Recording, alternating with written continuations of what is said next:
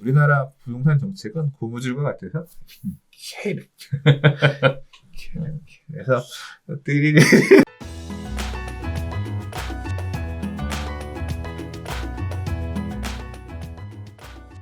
자, 6번째 이야기 가겠습니다. 종부세가 엄청나게 폭탄으로 나오면서 강남권에 절세 매물이 나와. 매물이 등장했다는 소식이에요. 자, 그러나 거래는 잠잠하다는 이야기입니다. 자, 강남 3구의 매물이 2달 새 20% 늘었다는 소식입니다. 가격 눈치 보기가 진행이 되고 있고요. 증여에 대한 타진이 다시 또 시작되고 있는 상황이다라고 얘기가 나오고 있습니다. 종합부동산세 고지서가 지난해 대비 대폭 오른 금액으로 발송되면서 서울 강남권에서 매물이 증가하는 등 이른바 절세 매물이 조금씩 쏟아져 나오고 있다는 소식입니다. 하지만 매수자 매도자 간의 눈치 보기로 명확한 하락세는 나타나고 있지 않은 상황입니다. 자, 첫 번째, 두 번째, 세 번째 이유가 있는데요. 일단 첫 번째는 거래가 잘 이루어지지 않는 이유에 대해서 기사에도 언급이 되고 있습니다. 강남권에서 매물은 늘었지만 거래는 잘 이루어지고 있지 않은데요. 지난해 12.16 대책에서 다주택자 양도세 중과를 한시적으로 올해 6월까지 완화해주면서 절세를 위한 급한 매물은 대부분 소진된 데다가 내년도 세금은 내년 6월 1일을 기준으로 부과되기 때문에 집주인들에게 그렇게 급박한 상황이 아니기 때문에 여유가 있다는 얘기죠. 이전보다는 매수 매도 문의가 많아졌지만 아직까지는 집주인들이 급하지 않다 보니 호가를 크게 낮추고 있지 않고 매수자들도 대부분 가격 확인하고 거래가 성사되지는 않는 분위기다라고 합니다. 자, 두 번째는 매도보다는 증여 이야기인데요. 절세 방법을 묻는 문의가 다시 많아지고 있는 상황입니다. 경기도 성남시 분당구와 광명시에 각각 주택 한 채씩을 보유하고 있는 60대 김모 씨가 자녀 2명에게 주택의 일부 지분을 각각 증여해 보유세를 절감하는 방법을 고민 중이다라는 얘기가 있습니다. 아까 얘기했던 거 조금 다른 얘기죠. 한 주택을 공동명의로 갖고 있으면 장기 보유에 대한 공제를 못 받으니까 불리한데 두 주택을 갖고 있는 사람들이 일부 지분을 자녀들에게 증여해 줌으로 인해서 절세를 할 수 있다라는 얘기는 또 다른 증여에 대한 이야기가 나오고 있습니다. 양도세를 내는 것보다 증여가 부담이 훨씬 덜할 것 같아서 세무사 상담을 받기로 결정했다 이런 얘기 나오고 있고요. 세 번째는요. 세부담 전가에 관련된 얘기입니다. 월세 등으로 세부담을 전가하려는 움직임이 보이고 있는 상황입니다. 자신을 다주택자라고 밝힌 한 이용자는 지금은 전세로 세를 주고 있지만 앞으로는 월세로 전환하려 한다. 계약갱신까지 모두 끝나 신규 계약이 가능해질 때까지만 어떻게 해서든 버텨나가겠다. 라는 얘기, 세 가지 이야기를 나누고 있는데요. 강남의 시장 동향이 앞으로 전체적인 부동산 시장에도 영향을 미칠 것이다. 라는 관점에서 볼 때 강남의 동향에 대한 관심은 굉장히 높은 상황인데요. 자, 이런 상황에 지금 의외했던 것들은 뭐냐면 거래는 잘 이루어지지 않는다라는 거, 다들 그건 예상하고 있었던 내용이에요. 근데 두 번째는, 매도보다는 증여에 대한 얘기가 또다시 나오고 있다라는 거. 자, 이렇게 하면, 과연 강남에 매물이 증가를 했지만, 거래는 살아날까? 나에게 새로운 기회가 올까? 근데 이거는 좀 표현이 잘못된 것 같아. 그래요? 왜 강남에 얘기해놓고 갑자기 사례는 분당이랑 광명에 주택 하나씩이야. 그러네.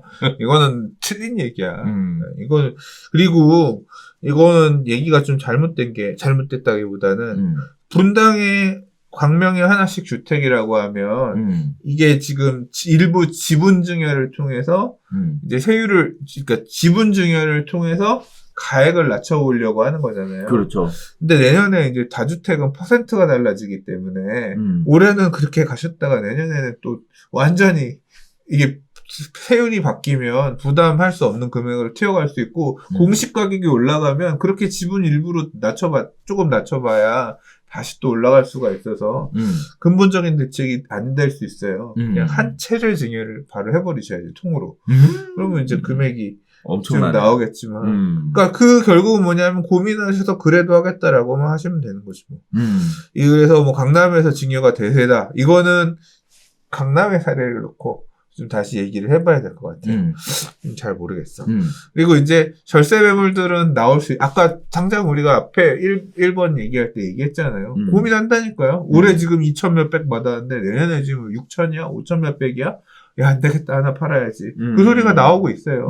근데 이제 파는 게 강남거 두 채. 이런 건 조금 세금 고려해가지고 내가 이 세금을 내면서 팔 수 있을까 없을까. 그건 고민하시는 거고. 아까 지금 사례 중에서 고가의 주택 갖고 계신 분들. 그러니까 세금 부분, 양도소득세는 어느 정도 회피가 가능한 분. 왜냐하면 강남의 고가주택이라고 하더라도 강남에 30년, 40년 사신 분들도 많아요. 그냥 그 아파트 지어졌을 때 들어가 사셔가지고 계속 사신 분들, 이런 분들 계세요.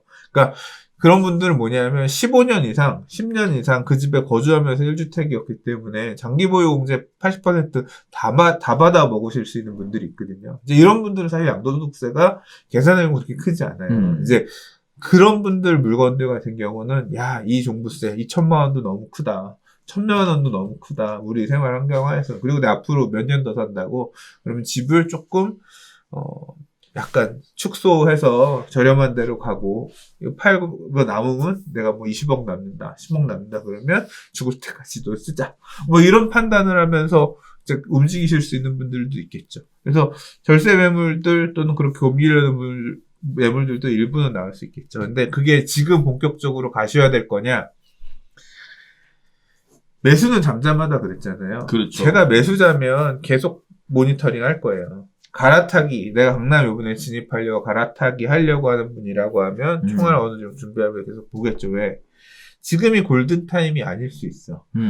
왜냐하면 지금, 보세요. 6월 기준으로 6월 1일 날 보유세가 정해지잖아요. 그렇죠. 그래서 그 기준으로 해서 그 해에 재산세와 종부세가 정해지기 때문에 6월 1일 날 소유자 이전에 넘기는 조건으로 금매가 보통 언제 나왔냐면 3, 4, 5월. 그래서 막차 5월. 딱 그래서 5월 달에 잔금 일찍 쳐주는 조건으로 해서 금매. 이게 지금 적어도 2년간 강남에서 반복되었던 이 거래 패턴입니다. 맞아요. 그거 끝나면 6월부터 다시 가격들, 그 종부세 부분 정리되고 나면 나는 더 받을 거야 해서 확 올라간 물건들, 그거 몇 개 거래되고. 그러니까 거래량 늘었다가 뚝 올라서, 예, 지금 그게 계속 반복이에요. 그리고 그런 상황이기 때문에 아마도 지금 이제 이 강남권, 그러니까 만약에 근데 그런 예측 범위와 별개로 다른 여러 가지 이유로 인해서 가격은 튀어 올라갈 수 있어요. 예를 들어 코로나가 너무 잘 극복됐고 우리나라는 코로나 이후 애프터 코로나 AC, BCAC 하더라고. 네. AC 애프터 코로나 이후에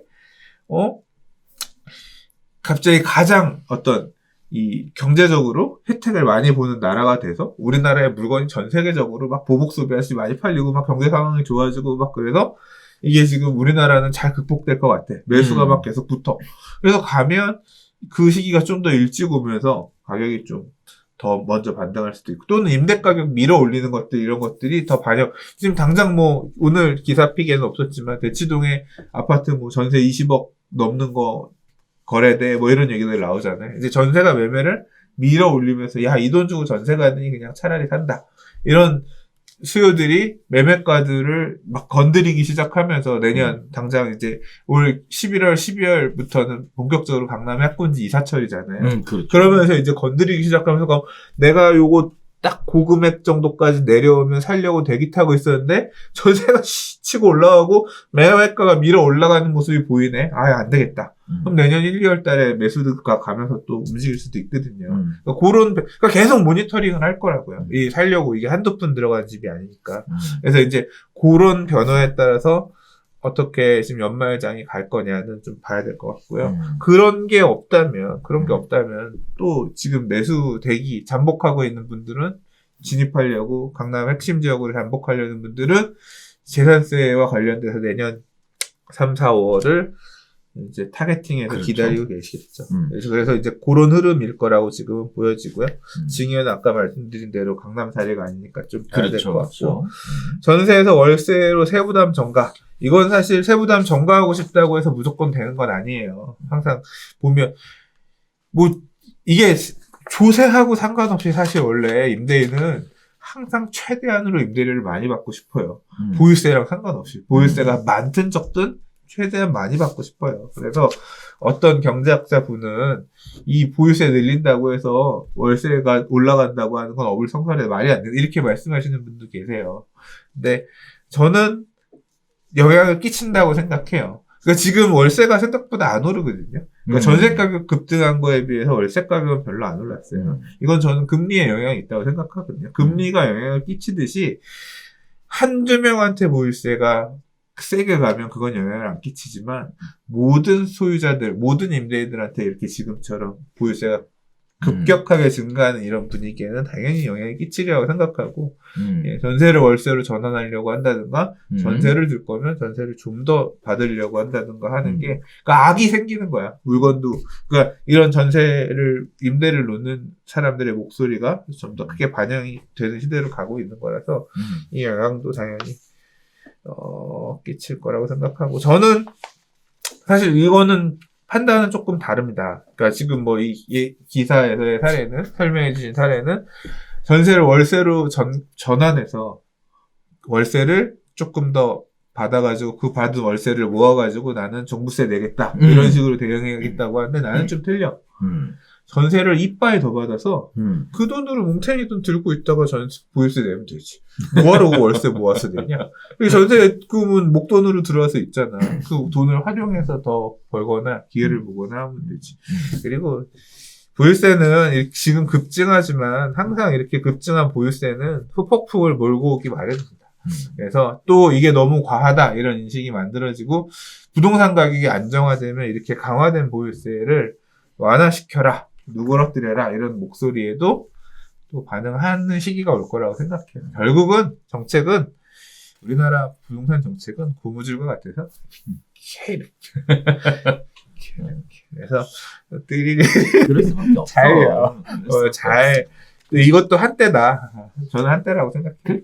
경기에 영향을 주는 게 건설이고 부동산 시장이 경기에 굉장히 직접적인 큰 영향을 주기 때문에 이거 안 건들 수 없거든요. 근데 저는 개인적으로 사실 이 기사 관련해서 깜짝 놀랐어요.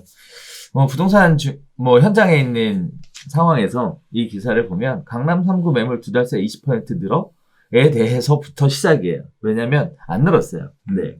그냥 보여지는 숫자가 늘어난 것이지 실제 그럼 그거야. 네. 이게 늘었다라고 하는 게 이게 뭘 갖고 왔냐면 요새 이 프로테크 회사들. 네네. 그러니까 부동산을 관련해서 기술 회사들이 좀 투자도 막 받고 이러면서 계속 엄청 치열하게 지금 서로 새 확장 싸움들을 하고 있거든요. 그러면서 우리의 기술력을 얘기하기 위해서 이제 여기저기서 이제 하는 게 네이버에 올라와 있는 매물 개수를 가지고 매물 퍼센트가 늘었습니다, 줄었습니다 이걸 갖다가 통계적으로 얘기들을 해요. 그러니까 부동산 사장님이 네이버 매물 올리는 것 좀 익숙해져가지고 많이 올리면 매물이 늘어난 거야. 또는 부동산 사장님이 이제 물건 안 빼먹겠지. 그래서 요거는 이제 내가 전속으로 받아둔 물건이니까 올려도 안 빼먹을 거야. 그래서 자신있게 올려. 왜냐하면 매물이 100개가 있다고 해서 부동산 사장님이 매물을 다 올리지 않거든요. 그렇죠. 그것도 돈이고, 그 다음에 당장 저도 엊그저께 한 부동산 사장님이 전화를 해왔어. 그랬더니 사장님 나 인생 상담 좀 해줘 나한테 그러는데 왜요? 그랬더니 그 중개 관련해서 이제 토로를 얘기하는 거예요. 여기는 매물 하나 올리면 부동산들이 바로 알아가지고 가서 다 뒤에서 빼먹기 해서 도저히 못 올리겠고 어떻게 매수자 고객을 좀 홍보를 하고 싶은데 블로그나 이런 걸로 어떻게 하면 좀 마케팅을 이거 지금 막 인생 상담이라는 게 결국 그거야. 그러니까 뭐냐면 부동산 사장님 매물 못 올린다니까요. 못 올려. 그러니까 이게 그것도 그렇게 못 올리는 부동산 사장님의 마음까지도 포함돼서 물론 이제 그 통계를 보면 그것도 하나의 의미는 있겠지만 사실은 이런 디테일까지도 있기 때문에 단순히 20% 늘어났다고 해서 실제 늘어난 건지 아닌지는 조금 다른 변수에 의해서 늘어난 걸 수도 있다. 단순히 종부세 고지서 받고 사장님들 그 소유자분들의 마음이 팔아야겠다로 돌아선 것만은 아닐 수 있다. 네, 그런 거죠. 맞아요. 그래서 현장에 있는 목소리는 물량이 20%씩이나 안 늘었다. 이 얘기는 꼭 전해드리고 싶고요. 마치 이게 추측성 기사에 가까운 것이지 현장의 내용이 정확하게 반영이 된 건 아니다. 이런 말씀 좀 드리고 싶어요. 근데 나는 이게 지역마다 약간 차이 있는 것 같아요. 제가 들었던 지역은 뭐라 그러냐면 매수는 가격이 떨어지면 사겠다라고 이렇게 뒤에서 간보는 사람은 있는데 매물은 있어요. 이렇게 얘기를 해. 매물 없다고 얘기하던 사장님들도 부동산마다 말은 안 하지만 다 그렇게 꼭 팔아야 되는 매물 한두 개씩은 갖고는 있어요. 풀지는 않아요. 근데 여기서 요만큼만 조정되면 매수가 붙을 것 같은데 대기들 있잖아요. 가격 아직 그렇게 매도들이 꺾어주지는 않고 이런 상황이에요. 그렇더라고요. 그러니까 지역마다 약간 분위기는 조금 다른 것 같습니다. 자, 그렇게 생각해 보시면 될 것 같아요. 자, 저희가 준비한 소식은 여기까지인데요. 이번 주도 엄청 추울 것 같아요. 우리 지금 얼마나 했어요? 1시간 하고도 20분? 많이 했네. 그럼. 보시느라 고생들 하셨습니다. 우리 소장님은, 우리 수도꼭지 같아. 한번 틀면 안 잠겨. 자, 그래서 저희가 준비한 소식은 여기서 인사드리도록 하겠고요. 아무튼 요즘 건강관리 잘 하시고, 사회적 거리두기에도 잘 동참하셔서 무탈하게 지내주셨으면 좋겠습니다. 요새 학교들도 가족들한테서 문제들이 생긴다니까, 이제 학교 다니는 자녀분들 두신 분들은 이런 모임 같은 것들도 좀 자제하고 모두 대한민국 국민들이 하나같이 슬기롭게 이 위기 상황을 잘 극복해 나갔으면 하는 바람에서 저희가 준비한 소식은 여기서 인사드리도록 하겠습니다. 다음 주에는 새로운 소식 가지고 다시 찾아뵙도록 할게요. 감사합니다.